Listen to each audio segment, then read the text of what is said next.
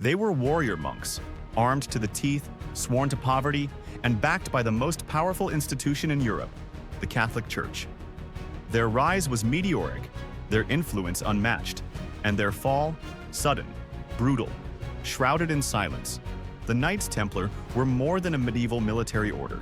They were bankers, builders, secret keepers, and according to some, the guardians of history's most dangerous relics. So why did they vanish? And what were they hiding? The story begins in 1119, in the heart of Jerusalem, where 9 knights made a bold and secretive move. Instead of establishing a fortress in the countryside like other Crusader forces, they settled directly atop the Temple Mount, believed to be the ruins of King Solomon's temple. This wasn't just a practical location, it was symbolic, almost provocative. The Temple of Solomon held immense spiritual weight. For Jews, Muslims, and Christians alike, it was sacred ground. So why choose this spot? Was it coincidence, or were they searching for something? Initially, their mission was simple: protect Christian pilgrims making the dangerous journey through the Holy Land. But the deeper question is, who gave them the authority? Why were these 9 knights granted permission to settle in one of the most sacred and politically sensitive sites in the world? Some historians believe they were there for more than security. Rumors began to swirl of excavations, hidden chambers, and ancient relics found beneath the temple itself. These weren't just rumors whispered in taverns. They were passed through royal courts and echoed through monasteries. Back in Europe, their reputation soared. The Templars weren't just soldiers. They were seen as holy warriors, handpicked by God to defend the faith. And their backing? It came straight from the top. In 1139, Pope Innocent II issued a papal bull that changed everything. It gave the Templars total freedom from local laws, taxes, and even the authority of bishops. They could cross borders freely. They could collect tithes. They could do what no other group could: operate as an independent power inside Christian Europe. And just like that, they became untouchable. But it wasn't just religion that made them powerful.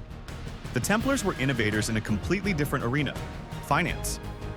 Long before the rise of modern banking, the Templars created a system that allowed travelers to deposit money in one country and retrieve it in another.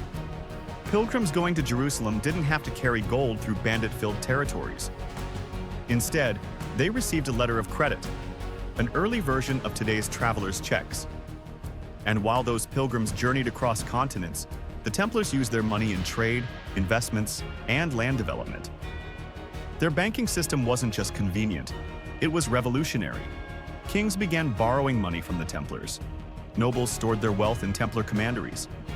And soon, the order wasn't just militarily strong, they were economically dominant. Some estimates say they became wealthier than entire kingdoms. Their influence reached into courts, economies, and even papal politics. But money, as always, brings jealousy. And jealousy, it breeds danger.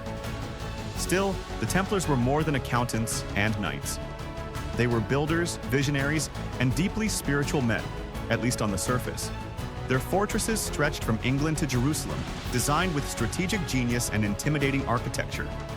Their churches featured unique symbols, some of which remain unexplained to this day. Inside their commanderies, they trained constantly, not just in warfare, but in religious discipline. Their rule was strict: vows of poverty, chastity, and obedience. They lived simply, but moved with the force of an empire. And yet the deeper you look, the stranger things get. The Templars kept secrets, lots of them. Their initiation rituals were hidden from the public. Sworn to secrecy, no knight could speak of what happened during those rites. But rumors, as always, slipped through. Some said they worshipped a mysterious figure called Baphomet. Others claimed they kissed each other in dark ceremonies, or spat on the cross as part of initiation. There's no proof of any of it, but when the church and monarchy turned on the Templars, these rumors became deadly. Their official seal showed 2 knights riding a single horse. To some, it symbolized their vow of poverty. To others, it was a message, coded, symbolic, and possibly referencing duality, secrecy, or even shared knowledge hidden from the outside world. The Templars embraced symbols and codes, and historians still argue over the meaning behind many of them.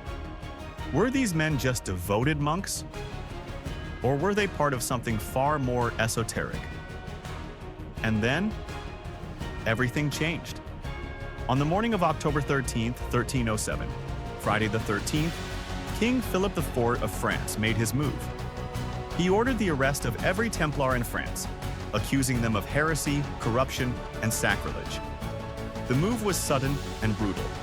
Hundreds were arrested. Torture began almost immediately.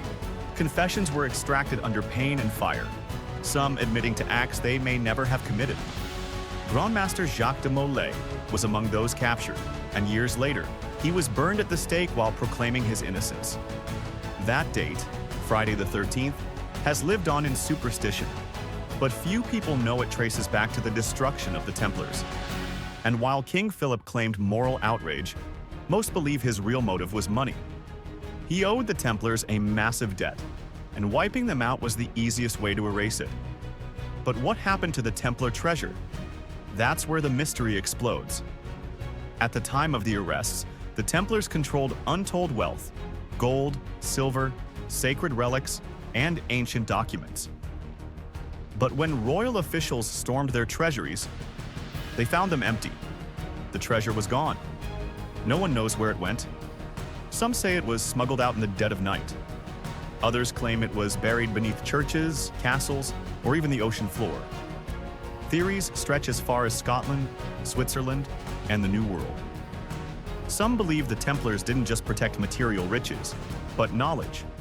Forbidden knowledge, ancient scrolls, texts from Solomon's Temple, lost teachings from early Christianity, even the Holy Grail.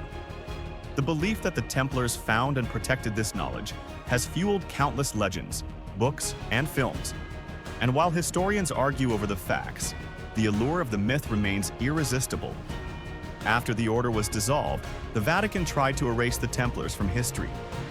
Their lands were given to the Hospitallers, their records sealed. But the order didn't vanish. It morphed. Their symbols began to appear elsewhere, on Masonic lodges, royal insignias, even American currency. Freemasonry, in particular, claims spiritual lineage from the Templars. Whether that's true or not, one thing is certain: the Templar legacy didn't die. It evolved. And beyond the legends and symbols, their real impact still echoes. They advanced medical care by integrating techniques they learned from Muslim doctors. Their infirmaries were among the best in Europe. They pioneered international logistics, borderless finance, and multinational administration centuries before the modern era. They influenced law, politics, and architecture. And through it all, they left behind enough unanswered questions to keep conspiracy theorists busy forever. To this day, rumors persist that descendants of the Templars still exist, hiding in plain sight, operating in shadows, preserving knowledge the world still isn't ready to see. Whether it's just myth or something more, the truth keeps slipping just out of reach. So who were the Knights Templar? Really? Were they selfless warrior monks? Ruthless bankers? Guardians of lost relics? Secret keepers of arcane knowledge? Maybe all of the above. What's clear is that their story didn't end in flames. It lives on in symbols, legends, and whispers of a truth that may never fully come to light. But if they really did uncover something powerful, something sacred, then the real question isn't what they were hiding. It's whether anyone out there still protects it.